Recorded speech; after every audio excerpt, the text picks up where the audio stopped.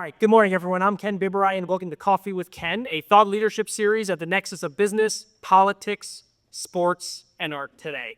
Good to see you, Zach. Thanks for having us. Thank you for having me, and thank you for agreeing to do this here at the Harry Benson Galleryl.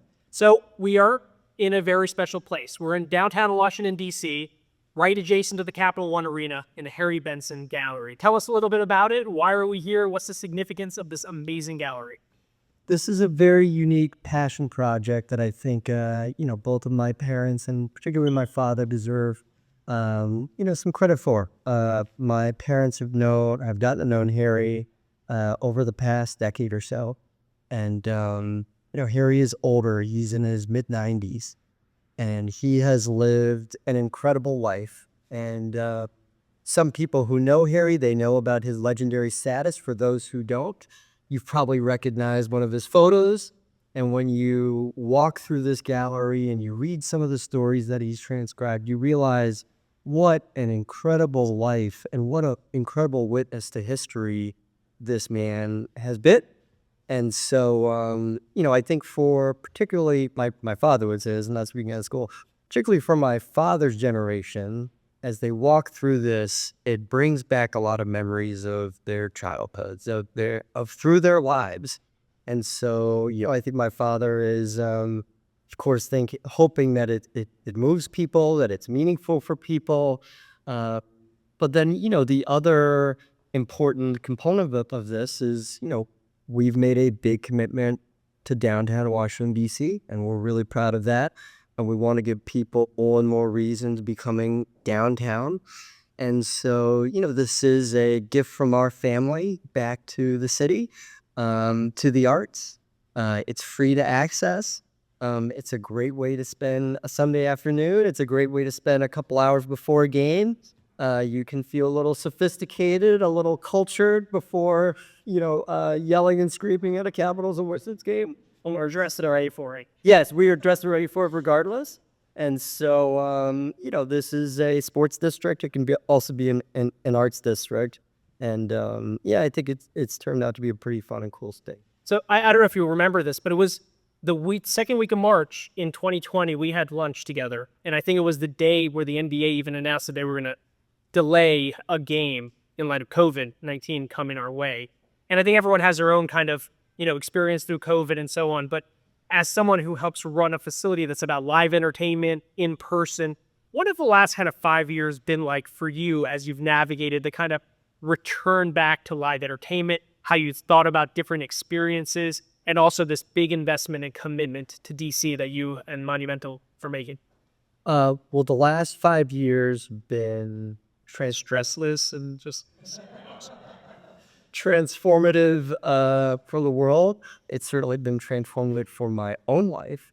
I can't tell you how much more experience, how much better I feel I personally became as a professional.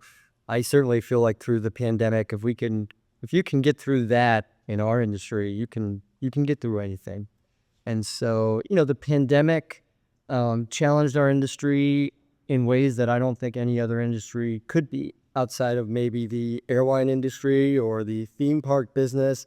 I mean, we are in the business of gathering tens of thousands of people indoors in close company and encouraging them to scream and, have fun. And it was hard. It was particularly challenging to plan for when there was no line of sight on when a vaccine could come.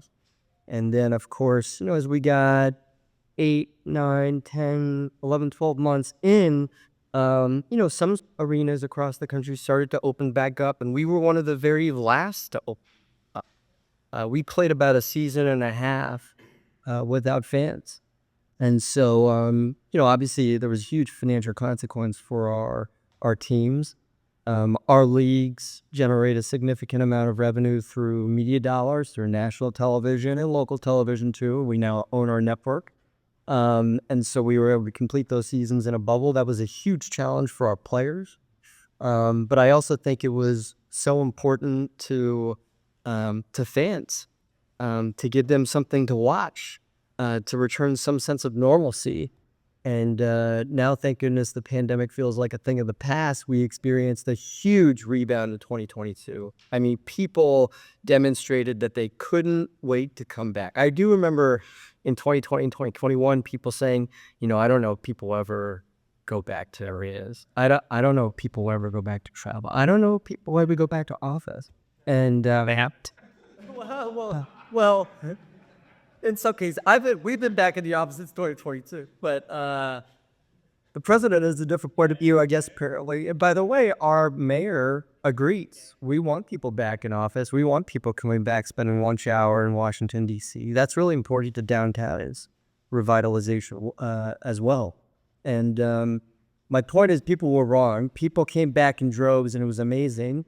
And it shook the snow globe up for our industry, opening up a lot of different opportunities. One of those opportunities was, the chance for us to integrate and acquire our regional sports network, NBC Sports Washington, into Monumental. I'm so proud of those efforts. There's a lot more that we still want to do in terms of augmenting and adding to our business. And I think we made the most of it. I think we made the most of making lemonade from London's pandemic. Give everyone a little bit of an overview. We have a national audience, folks internationally. Monumental seems a little unique. You don't own one sports team, you own multiple sports teams. You have entertainment, media, etc. Talk a little bit about the broader umbrella and how in your role you're thinking about kind of expanding the scope of service delivery, engagement with consumers. I mean, you've almost kind of become an Amazon of sports. I've heard you talk about this, right? There's almost a subscription benefit for being affiliated with Monumental. What's the bigger umbrella look like, and what are the benefits for consumers and fans? Sure. Well, apologies for Washingtonians who this may seem elementary for, but for others, we pride ourselves on being the largest fully integrated in sports entertainment company in the country, and maybe the world for that matter. We have multiple major league properties, the Washington Capitals, the Washington Wizards, the Washington Mystics. We have some minor league teams in hockey and the basketball side. We have a variety of esports teams, including Team Liquid, who's arguably the largest esports team in the world. We operate or own several venues, including Capital One Arena, practice facilities, a 10,000-person facility called EcoBank Arena, an esports theater. I was there for Paw Patrol over the weekend. Yes, I heard that was a hit. Glad you were there. I've been to a couple of Disney on Ice shows myself with my kids. Great thing to do on a Saturday morning. Yes. Our network, and we made a variety of additional venture investments in streaming, in sports betting, esports, some blockchain stuff back in the day. We think about our organization as a platform, and we don't operate any of our individual businesses in a silo. We've got one centralized leadership team. We sell across all assets. We have shared services that create efficiencies from an expense standpoint. We have one shared database. And I think that all of that augments the capability of each of the individual teams. It gives them the financial wherewithal to compete at the highest level, to go out and spend on players. Our number one objective is to build championship competitive rosters. We're not interested in shortcuts, hence why we had the emotional and financial wherewithal to pursue a significant rebuild on the Wizard side. I wasn't going to bring it up. I'm not at first. Before, we want to win. We want to win. We want to win a championship. And so that is the strategy to do it. And we've proven we can win championships. We've won a Stanley Cup. We've won the WNBA championship. We've won back-to-back Calder Cup championships. We've won some esports titles. The only thing we need to do is win an NBA championship and win more at the other sports too.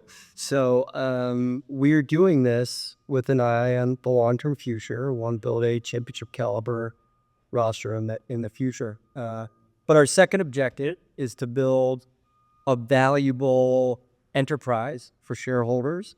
We want to create jobs. We want to simulate tax revenue that we create and that we simulate for the neighborhood around us. We think of our business as a little bit of a SaaS business. We've got quite literally billions of dollars in contracted revenue across our media revenues, our sponsorship agreements, and our season ticket memberships, are almost de facto contractual, renewing anywhere between 80 and 95% year over year, depending on team performance. And so there's a great level of predictability and sort of a recurring revenue profile that our business provides. And then lastly, it's really important for us to leave a positive and lasting legacy. We want to leave more than we take. Last year, we donated, my family and the organization combined, we donated $15 million back to the community. We pursued this big initiative called District of Play, where we've supported a lot of youth sports across the DMV. We've uniformed over 10,000 kids in our community, which we're really proud of, which is a lot of fun. I volunteer on a monthly basis. I've got a volunteer session on Thursday at DC Central Kitchen, which is an organization I'm really proud of. And so we love Washington, D.C., and we're really excited to be part of DC's next comeback. And part of the next comeback is squarely on you, on Monumental, on this neighborhood. So tell everyone a little bit about the amazing plans and investment that Monumental is making here, right? Transforming the arena, the fan experience, expansion. What is that going to mean for like the small businesses in the area, regular fans? I mean, the current stadium is what, 28, 30 years old now, right? So you're planning for the next, to your point about longevity, you got to think decades in advance for this. What can people get excited about? Yeah, these are not projects that happen overnight, for sure. These are projects that you have to plan oftentimes 3, 4, 5 years in advance. And the natural lifespan of an arena is typically 30 years. We have to connect a few dots here. We don't live, work, and operate in a vacuum. We are part of leagues that split revenues with our players. And so league-wide revenues increase at a certain clip. You want to make sure your revenues are increasing at the same pace because your player expenses are going to grow at that same rate. When new arenas are built or arenas are renovated, teams are seeing an incremental revenue uplift. That means player expenses are going to continue to grow. You do not want to be on the back half of that wave. Otherwise, you're going to be really caught behind the 8 ball. And so, we're sort of middle of the pack. There have been a lot of arenas across the country that have received public support or public-private partnerships to rehab their buildings. But something that I think we're really excited about is that we've been putting a lot of our own money back into this building over the last decade. We've invested $200 million over the last 10 years in base building infrastructure, replacing seats, replacing the roof, creating new lounge areas, trying to keep the building up to date. And so when we pursue this $800 million renovation, arguably 75 to 80% of it is going to go into fan-facing opportunities as opposed to drains and dehumidifiers. And we do have some base building things that we need to tend to. But when you hear about a $400 million renovation in nearby markets, 50 to 60% of those dollars are going to things that fans will never experience. And so because of what I just said, I think that, this is going to be a long 3 years. It's going to be a serious project. It's a stressful project. You're going to see pardon our dust signs. It's going to be uncomfortable at times. But when people start to experience what's unveiled, I think they're going to realize that this is a brand new arena experience. It is almost feeling like a brand new arena. And, it includes the building's exterior facade and an expansion of about 300,000 additional square feet. And so, this building that we're in today in Gallery Place has been vacant. It's been vacant for 4 years. The pandemic crushed this building. No one was interested in coming back in here. Empty. And we're going to take it all over and give it brand new life and give people reason to hang out here before and after games. And that's great for downtown DC. We take a lot of pride in that. We can get up to 3 million people through our turnstiles. We're one of the busiest arenas in the entire world, much less the United States. We're top 10 building in the U.S. We host over 250 events annually. And, we got the third busiest metro station underneath our building. We get 15 million pedestrians around our building. We get 35 million tourists to the National Mall.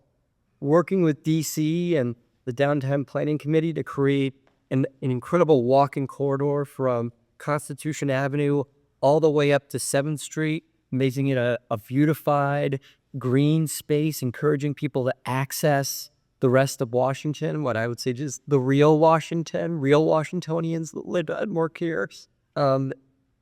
That's incredibly exciting to be a part of. And so, I think the exterior facade of our building, we kind of use the term, the building is a performer. I think the building can become a performer and a site for people to see, even on a non-game day.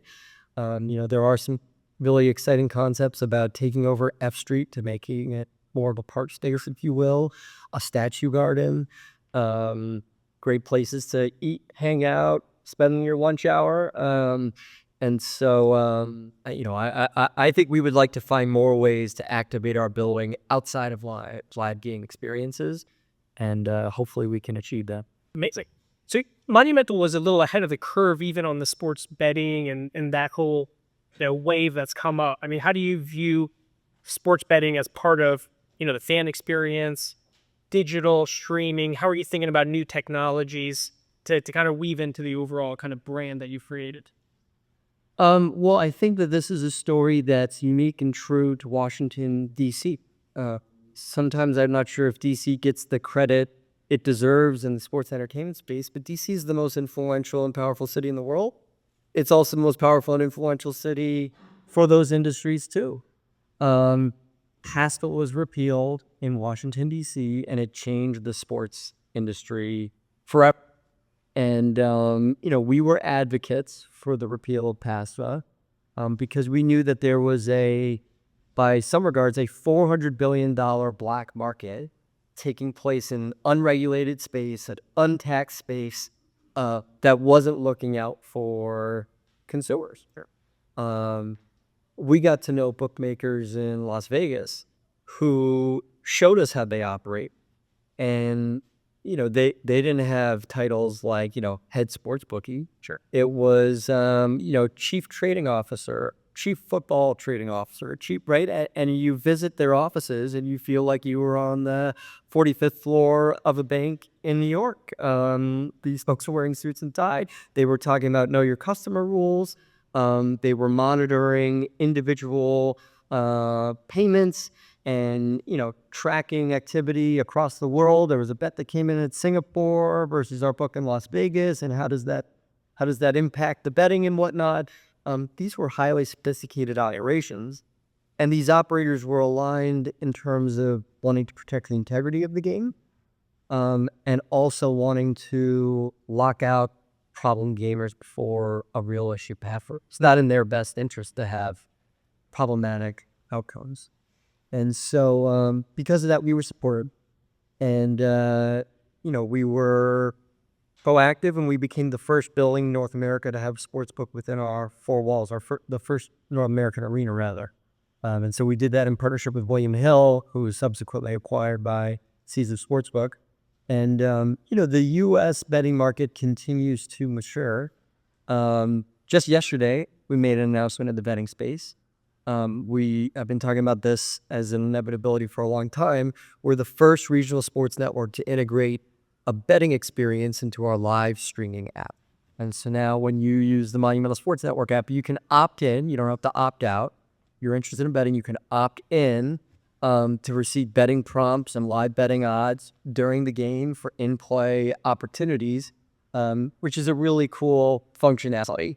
And so we've done that in partnership with BetMGM. And, I think we'll continue to see the betting market find its equilibrium in the U.S., over the next few years. So one of the things I think that's most exciting for a sports fan here in DC isn't necessarily just the success of the Caps, but also the Mystics. Talk about how important the Mystics has been as an organization and entity for you, what you see as their future, Syrian Kimes. The Mystics and the WNBA is the hottest ticket in the world right now. And, there are a few of us who go, what took you so long? We've owned Mystics proudly for 20 years. There have been times where it's been really hard to get people to come to games. I mean, we can just be honest about that. There have been times where the Mystics have accounted for less than 1% of our company's revenues, but a lot more than that in terms of our time and energy. And we've always treated our female professional athletes with the same respect that we treat our male professional athletes. Prior to the pandemic, we got a new commissioner at the WNBA. Kathy Engelbert has done an amazing job. And we approached Kathy and we said, we need to shake up the WNBA. We just need to snap out of it and think bigger. The Liberty had just been sold by Jim Dolan to Joe Tsai, and it was an ambiguous valuation for the team. And we said, we've got to start to create value so we can unlock new opportunities for the league. And the way we can do that is by driving a bigger national profile. And so what we would like to consider is, why don't we try to raise money at the league level? It'll be very innovative. We haven't done that before. And with the capital you raise, Cadby, you can build out your league office. You can build national platforms. And, let's hire Allen and Company. We'll see if we can raise $40 million at a $200 million free. And we were just about to launch. And then, boom, the pandemic happened. But unlike the NHL and the NBA, the WNBA didn't have great and enormous media revenues. And so we all had a decision as a league and teams to say, do we want to do a bubble or do we want to take a season off? And I think everyone felt like if the W took a season off, it would be a terrible message and it would put the future of the league in peril. And so everyone signed up for a tough year financially. We did. And thank goodness we did. We came out. We got back on strategy in terms of that capital raise, and we raised $75 million at a $400 million free money valuation. And, the rest is history. People say, oh, it's just because of the working class. You get lucky sometimes. That was incredibly helpful. That has definitely helped us propel the league to where it is. But the league was ready for the moment. And, it's helped us drive big new national media renewal. We set the record twice in the same year for most highly attended WNBA game in history. Once in June and again in September at Capital One Arena, which was so awesome. And so, now we're seeing expansion teams sold. Sure. And we're building out that national platform. And so, for us, it's a overnight success, 20 years in the making. And our players deserve it. Everyone's worked hard for it. We're incredibly proud of it. And I think it's here to last. I think people are ready and believe the WNBA is one of the most important leagues in the world. So as we close out, Monumental is a massive organization. We're a billion-dollar business. But it's also a family business. And you've spent your time working with your dad. And I think lots of folks have seen fun videos of you and Katie Ledecky when she was young and Michael Jordan. What's this personally been like for you to work with your father and be in this family business? And just close it out. I think we sometimes lose perspective that this is a really unique opportunity for you personally. And, what does it mean to you? Well, I probably don't have enough time to really elaborate on that, except to say, I'm very fortunate. I have a loving and wonderful family. I also realize that I have great privilege, and with great privilege comes great responsibility. And I do my best to be earnest and work hard and treat people well and give more than I take. I love our business deeply. It is extended family for me. We have a small family. It's my parents and my sister. My dad's an only child. My mom only has one sister. My grandparents have passed away. My sister lives in London. We're a small family. We're small but tight. And so I've had the great fortune of growing up in this business.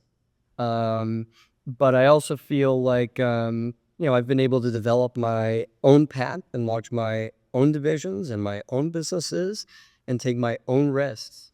And, some of the things that I've had to do have been quite risky.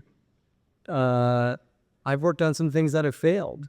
One thing where I really failed and fell on my face was we own a couple of Raider Football League teams, and we tried to raise money at the league, and we got about halfway there, and we said we can't make it the whole way, and we're going to have to shut down the league. That was really hard. But we've also had some other great successes, and now, I helped raise nearly $1 billion across, debt and equity transactions over the last, say, 6 years or so. And I'm really proud of the work that we've done. I'm proud of the teams that I lead, the revenue oversight that I have. I've certainly been trained well. I continue to learn every day. This is a business where there's no rest for the weary. You go, go, go. Last night I got home at 1 a.m. Coming back from a flight from Charlotte. We did meetings all day. We went to the Wizards game. We were working against the Hornets. We hung out with our Commissioner Adam Silver, who's just the best. And, you roll right into it. As I drove in this morning, the Florida Panthers were driving in for their warm-up. And they were at the White House yesterday with the president of the Stanley Cup.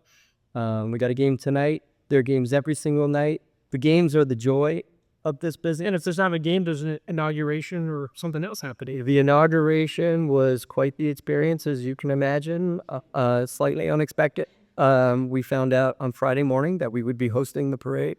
And so our building team, I think that demonstrated, if I can be braggadocious for a moment, it demonstrated the strength of our organization, that we could organize in 36 hours for what possibly is the most historic event in our building's history and make it a perfect and huge success is a real testament to our leadership team. People work tirelessly, and we got an earned media report on the inauguration of what it meant for Capital One Arena, and the arena saw over 160 billion impressions from those 2 days.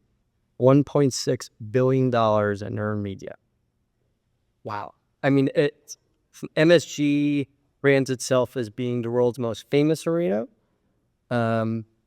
We, in conjunction with Mayor Bowser, and I think civic pride of being in Washington, D.C., we think Capital One Arena is the most important arena in the country. And every 4 years, we'll make our building available to the president or the president-elect, regardless of party, treating the building as a patriotic asset.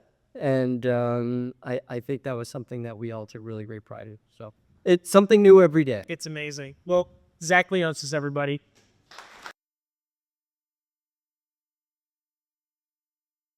Host us all here, and he's given us the chance to stay a little longer to walk around the Harry Benson Gallery. I hope you do so. For those watching, it's coffeewithken.com. Please subscribe and stay tuned for future episodes. In the meantime, get some coffee. Bye, guys.